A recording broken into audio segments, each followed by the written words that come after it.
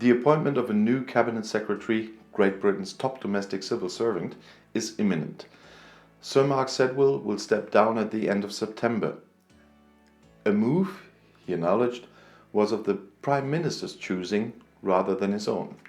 His departure coincided with the announcement that his role as National Security Advisor would pass to Johnson's favourite Foreign Affairs Special Advisor, David Frost, soon to be Lord Frost, currently leading the UK's future relationship negotiations with the EU. Frost will not have the same responsibilities as his civil service predecessors, as NSA, as the intelligence agencies will report to the new cabinet secretary, who will also be responsible for their spending. Nonetheless, his appointment has still attracted a lot of criticism, not least from Theresa May, who pointed to Frost's lack of national security credentials, a marked contrast with Sedwill, who was a product of the securocracy. And, so I won't forget it later on, thank you to UK in a Changing Europe, a well-known think tank, that I can use their texts for this video. You find the link to their homepage in the description of the video. But let's continue. The Cabinet Secretary competition was confined to serving and former permanent secretaries, perhaps to reassure against the march of the advisors at the top of government. It has reportedly only attracted a small field, and there's no standout obvious candidate as there was when Jeremy Haywood was appointed. It does not appear that any of the former permanent secretaries who were mentioned as possibilities have been tempted to apply. Instead, some of the candidates who might have thrown their hat in the ring appear to have thought better of it. It is not hard to understand why. The manner of Sedwill's departure, the briefings against his deputy Helen McNamara over her role in enforcing propriety rules, the enforced departure of the permanent secretary at the Foreign Office, and the pending court case between the former permanent secretary of the Home Office and the Home Secretary over his claims for dismissal may have made possible applicants have second thoughts. Add to that the need to manage relations with number 10, the PM's powerful advisor Dominic Cummings, with his track record of flouting the conventions a cabinet secretary has to try to uphold, and the presence of number 10's own permanent secretary Simon Case as a competing power center all make the job look less appealing than it might have done in the past. Combine all this with threats of hard rain continuing to fall, and it looks even less so. But even so, the vacancy will be filled. Early on in the process, there were reports that the Prime Minister wanted a Brexit supporter as permanent secretary.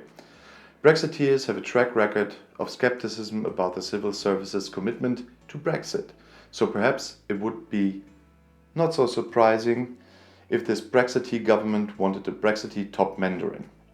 Number 10 denied the stories, but that has not stopped some of the names as possible candidate for cabinet secretary fostering stories of their Brexit credentials. The press has reported stories that X or Y is claiming to be one of the only permanent secretaries to vote leave in C of what they impute are Remain voting colleagues. It is understandable that candidates should want to bolster their chances by suggesting to the government that they are one of them. Understandable, but unforgivable. Anyone caught boosting their candidacy in this way should be deemed by the Civil Service Commission as unsuitable for the job of Cabinet Secretary, which is combined with the job of Head of the Home Civil Service.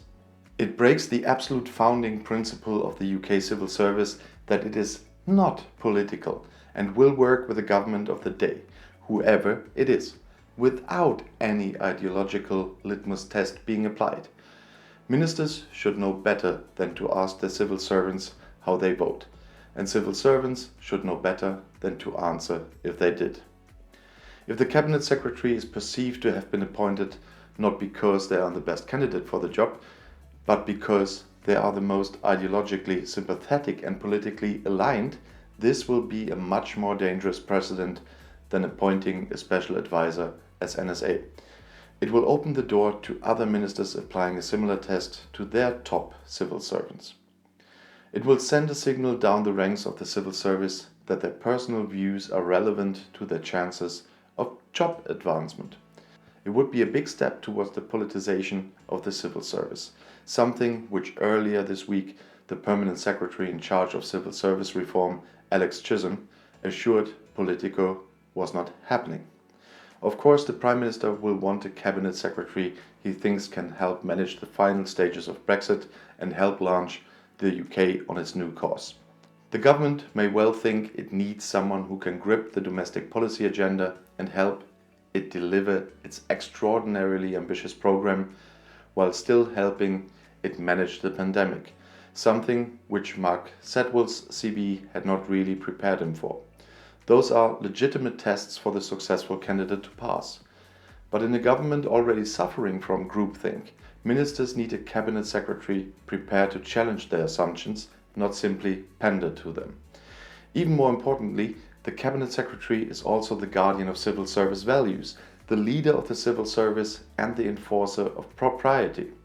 Someone who pitched for the job on the basis of their political views would find it hard to credibly play those roles. A former cabinet secretary, Burke Trent, was reputed to take the requirement of civil service non-partisanship so far that he never voted in elections. Most civil servants vote, but no, they should keep their political views separate from their official lives. That has to apply and be seen to apply to the cabinet secretary appointed to lead them.